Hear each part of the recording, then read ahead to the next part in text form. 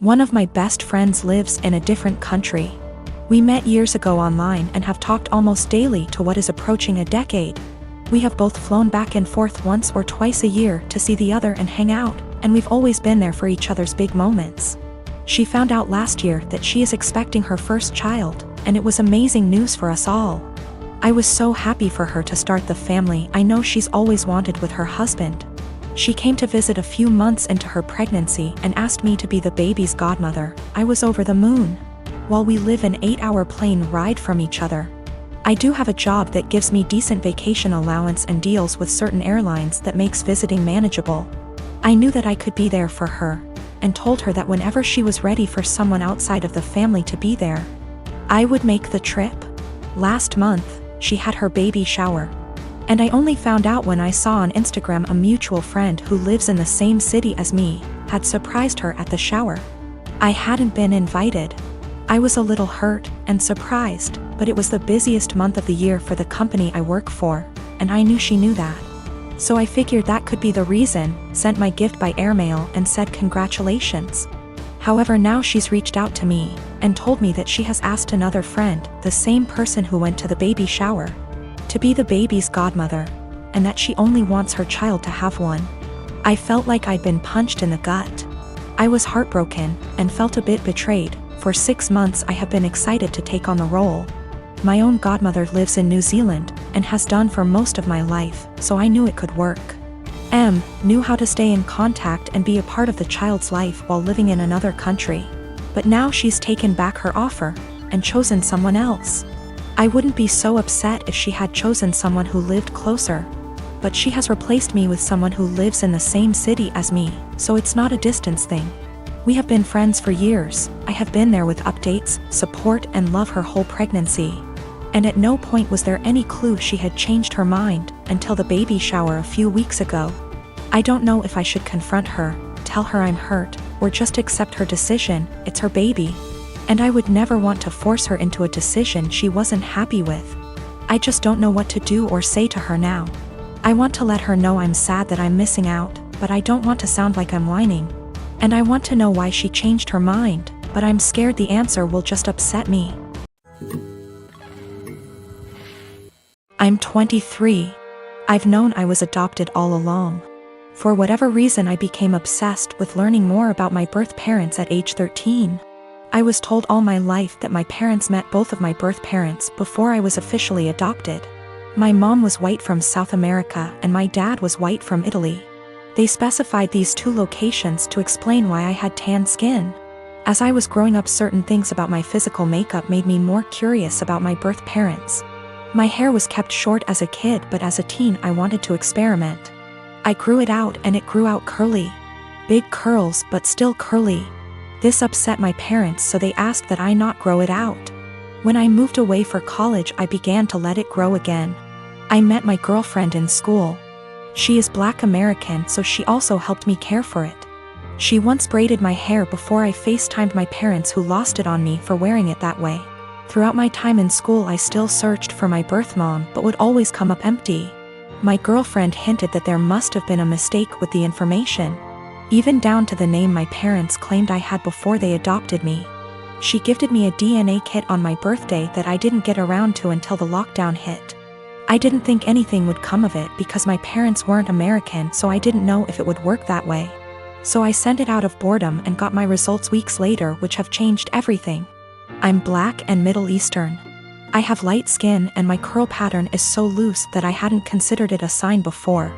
I have ancestral ties to Iran, which can explain a more European facial structure. I'm sorry for my wording, I'm still learning. I sent my GF a screenshot and she called me right away. We were both stunned, though she long suspected. I tried to believe that my parents were innocently misinformed, but my girlfriend kept pointing out the inconsistencies. My parents claimed to have met my birth parents, therefore they couldn't have mistaken them for white. I confronted my parents, who became enraged at me for doing a DNA kit. I was very angry, yelling, swearing. They robbed me of my identity and hindered my search with their lies. My mom told me through tears that my racial background comes with a stigma. That I passed, so she wanted me to have an easier life fitting in. My dad yelled at me that I had to abandon what I just learned. I rage broke my phone and left. My siblings have been hitting me up on social media reprimanding me for being upset because our parents' reasoning is sound. I do pass, I did have an easy life. I'm not asking to be part of a struggle all of a sudden. I just don't think I should have been lied to, and I think their reasoning is bullshit and racist. I'm just supposed to act like 10 years of me searching with the wrong info isn't that big of a deal? My parents admit that my mom was black. My oldest sister also recalls seeing my mom at some point. Both verify that she was black. Yes, they could be lying again. I have plans to continue to look into my background. My girlfriend was very hurt by their statements, so I chose to keep us both away from them. I don't understand how. I'm angry about being lied to and how that lie has made my effort into finding my birth parents completely void, while also rewriting my heritage. That's my girlfriend's stance as well. I'm tan enough that going to an all-white school still got me called slurs. Whatever issues my parents were trying to shield me from, it didn't work. Maybe this is a lie that I bought into alone. 2 of my siblings are trying to be supportive. I deactivated my Facebook and unfollowed some people on Instagram. I can't entertain the argument that I should forgive my parents and move on. I'm not there yet. I get that it makes me ungrateful for feeling this way. I don't hate them, I'm just really upset and disappointed in their decisions. Since my wife and I got married 3 years ago, things have been off. I know that people grow and change with time, but around our wedding, my wife changed drastically. She bleached her dark brown hair blonde right before the ceremony. And I honestly thought I was in the wrong church for a split second when she came down the aisle. We moved into our house right after the honeymoon, and she went into full domestic mode. We'd shared cleaning duties before, but once we moved into the house, she became insistent on doing everything before I could even get to it. Since this is our first house, I thought it was some kind of homeowner nesting thing, but it never stopped. Her hair color is none of my business, and I think most people would be happy not to have to clean. So I honestly didn't really think much of either of those things at the time. The big thing has always been how closed off she got after the wedding. When we were dating, she'd tell me long rambling stories about her feelings and rant to me when she was upset and all that. And I liked hearing about what was going on inside her head. After the wedding, that stopped pretty abruptly. If I ask her how her day is, she will only ever tell me that it was fine or super. She doesn't talk to me about her feelings anymore, ever, even when I explicitly ask, "How do you feel about X?" She also stopped telling me about anything important that happened to her. About a year after we got married, her grandfather died. Did she tell me she'd lost her grandfather? No. She told me that she had to go to a conference for work on the other side of the country, which I thought nothing of. On the second day she was gone. Her older brother texted me to tell me that my in-laws had really missed seeing me at the funeral. When I called her to ask why in the ever-loving hell she didn't tell me, and then lied about it, all she would say was, "I didn't want to trouble you. You have a lot on your plate." After that, she went on a couple of spontaneous family trips. She's really close to her family, so the first time she said she was going camping with her brother at their alma mater. I didn't think a lot of it other than to be slightly disappointed and confused that I wasn't invited. Because her brother's cool and the 3 of us go camping together a lot. But the second time, I started hearing alarm bells. I'd like to say I'm a more secure man, but after the second spontaneous family trip, my wheels started spinning and I started to think that maybe she was cheating. This was a weird insecurity in the back of my mind for a while, since she wasn't showing any other big signs of cheating. She wasn't guarded about her phone and hadn't changed her routine / appearance. A few weeks ago, she told me she was pregnant. I was over the moon about it until I asked her how many weeks along she was, and she nonchalantly said about 12 or 13. She'd been pregnant for like 3 months before she even bothered to tell me.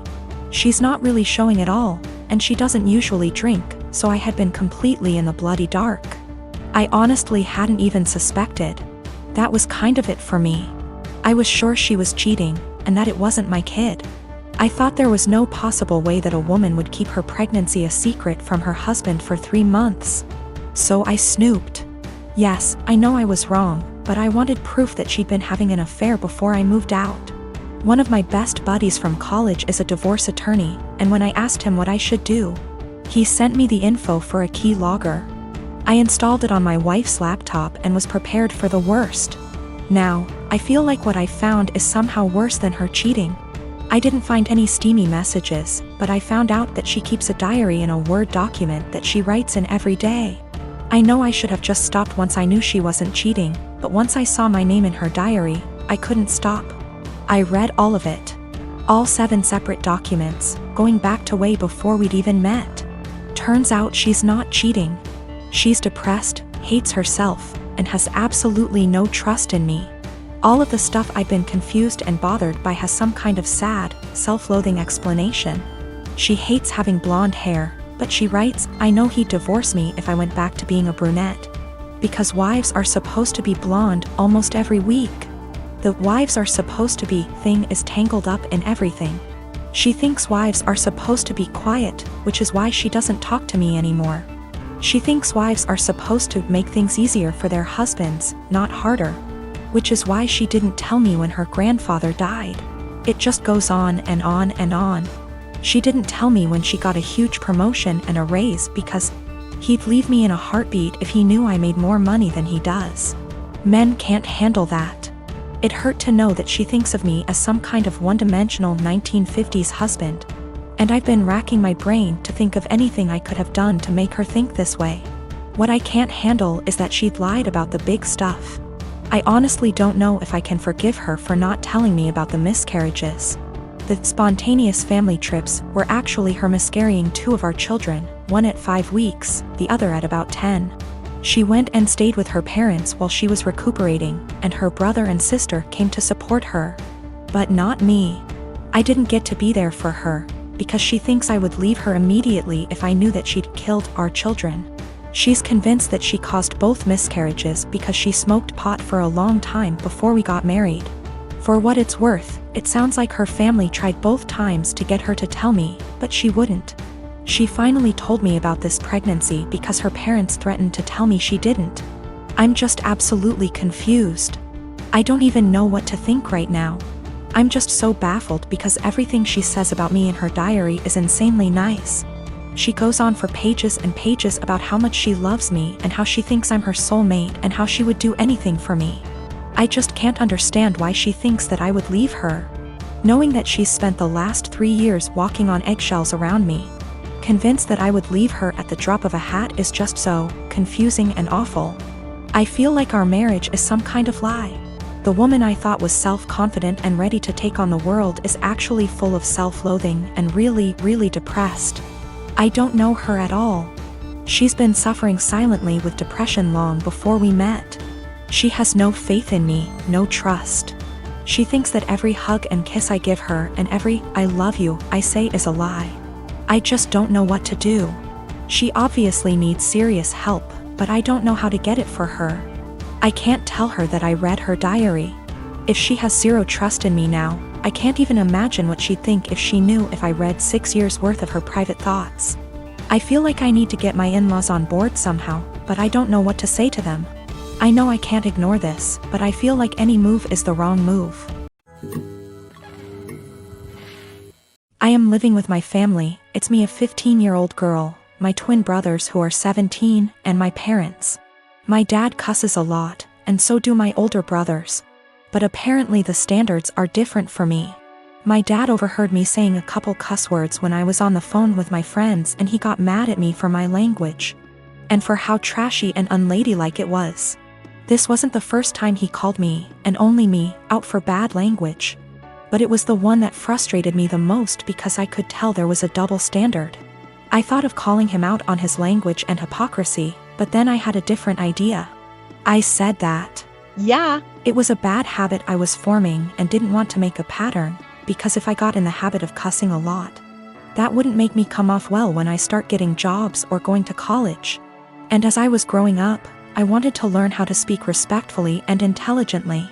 But it was hard to keep from bad habits when I heard him and my brothers having potty mouth syndrome so often. They're setting an example whether they realize it or not. So I wanted to work on things for myself, but also together as a family. I suggested we make a swear tax where if anyone swears in front of anyone else who's participating, they give $1 to each person who heard them, I'd want that rule for myself because it would keep me accountable, and I'd really like it if the family joined me for it. So my dad said he'd join, and so would my mom. They got my brothers to be a part of it too. They didn't really have a choice. My parents decided to make it a rule. I know it's kinda petty, but I wanted to make the point that my dad and brothers swear a lot and I almost never do. In the few months we've had the rule, I've gotten about $250 from hearing my dad and brothers cuss. And have not sworn once. It's kinda making my brothers angry because they often cuss when they're mad, and I ask them for money, so they get madder and cuss more. So I get more money until they shut up. My dad actually got mad at me too. He was having some drinks, calling his brother and talking. And I came over after and asked for $18. He actually said he wouldn't give me that much, and there should be a cutoff. He gave me $5, which sends a weird message. Like swearing is bad, unless you want to swear a lot, then it's cool. I did it because I know I swear the least out of my family, but I was the only one getting in trouble for it.